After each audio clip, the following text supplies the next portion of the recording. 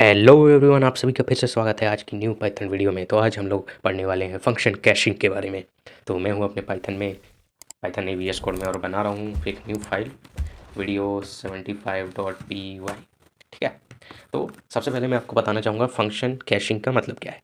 Function से तो आपको समझ आ गया होगा, अंडरस्टूड है कि क्या मैं बोलना चाह रहा हूँ। फंक्शन किसे कहते हैं पता है ना आपको। डेफ एक फन नाम से कुछ फंक्शन बन गया, ठीक है, और ये कुछ नहीं करता, ये करता है प्रिंट हेलो। ठीक है, बस ये होता है। और इसको और मज़ेदार बनाने के लिए हम लोग टाइम मॉड्यूल का यह इस्तेमाल करते थे, और ये जब भी रन करेगा तो हम इसको स्लीप पे डाल देंगे, लेट सपोज एन, और एन हम यहाँ से इनपुट ले लेते हैं। ठीक है, तो ऐसे करके हमने ये फंक्शन बना दिया। अब ये तो फंक्शन है, ठीक है। अब इसके बाद फंक्शन का काम हो गया, ये फंक्शन था। अब कैशिंग का क्या मतलब है। तो जैसे कि आपको पता है कि आपके मतलब सिस्टम्स में भी कैशे मेमोरी रहती है। कैशे मेमोरी का काम क्या होता है, मतलब जो चीज़ अभी रिसेंटली यूज़ हुई है उसको स्टोर करके रखना, ताकि अगर यूज़र को दोबारा डिमांड हो तो वो चीज़ को दोबारा मेन मेमोरी से फैच करने से अच्छा हमारे पास बिल्कुल आसपास ही उस सामान को रखा जाता है जो कि कैशे होती है, उसमें से एकदम से फैच करके यूज़र को दे दिया जाए।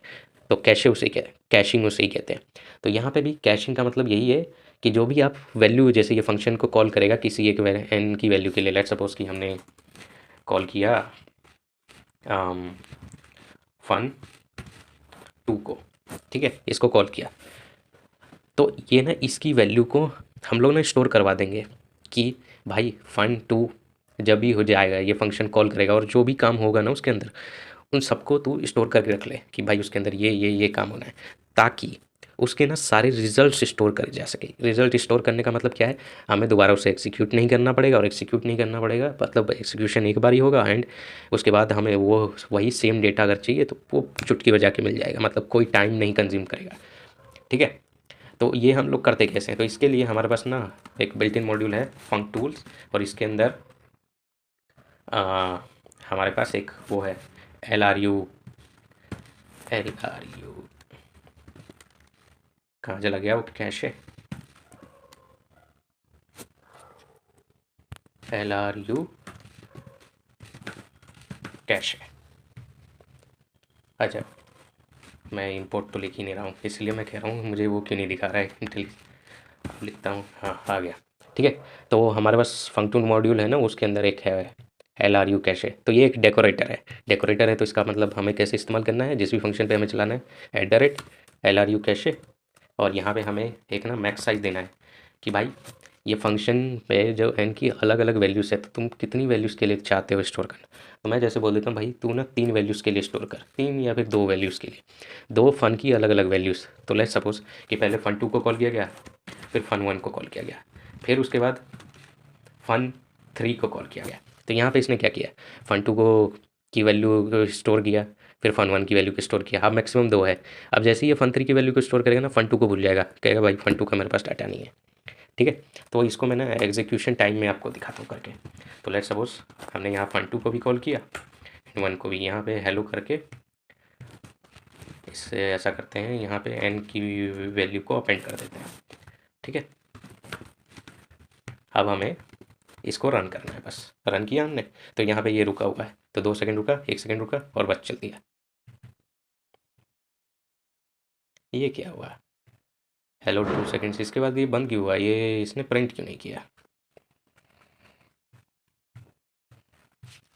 और शायद हमें ना रिटर्न करना पड़ता है, 1 minute, let's go with return. Return कर देंगे, यानी क्या ही फ़र्क पड़ रहा है।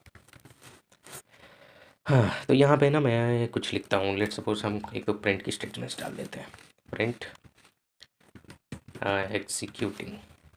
ठीक है, और अब हम रन करते हैं, तो पहले 2 सेकंड रुकेगा, 1 सेकंड एग्जीक्यूटिंग, और इसके बाद यहाँ पे लिख देते हैं फिनिश्ड। दोबारा रन करते हैं, तो 2 सेकंड के लिए 1 सेकंड रुका, एग्जीक्यूट हो गया, फिनिश भी हो गया, मतलब इसका इसमें जो काम हुआ बोला गया था ना वो कर दिया इसने। लेकिन अब लेट्स सपोज़ कि मैं यहाँ पे 3 लिखता हूँ।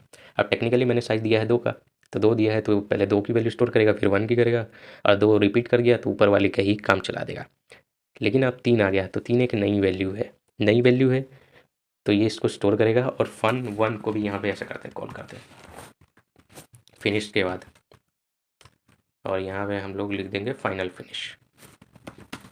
ठीक है, तो यहाँ पे क्या किया है, fun2 fun1 fun2, और यहाँ से जैसे fun3 आया तो अब देखना पड़ेगा हमें कि ये fun1 गायब हुआ है कि fun2 हुआ है, क्योंकि मेरे हिसाब से fun2 कॉल किया गया है तो fun1 को गायब होना चाहिए। तो लेट्स रन, देखते हैं।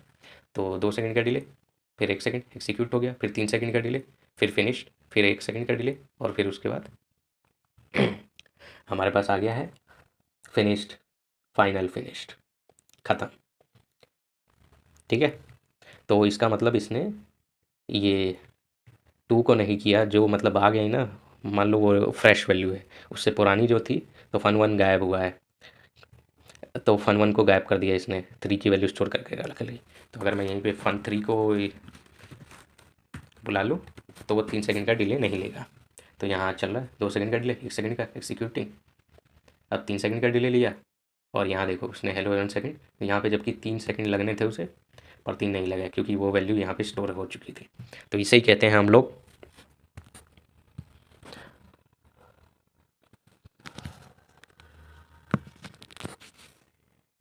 Function caching. ठीक है, तो आई होप आप लोगों को फंक्शन कैशिंग क्या होता है समझ में आ गया होगा।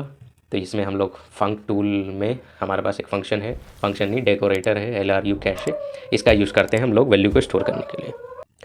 तो आज के लिए बस इतना ही, मिलता हूँ मैं आपसे नेक्स्ट वीडियो में, सी या बाय।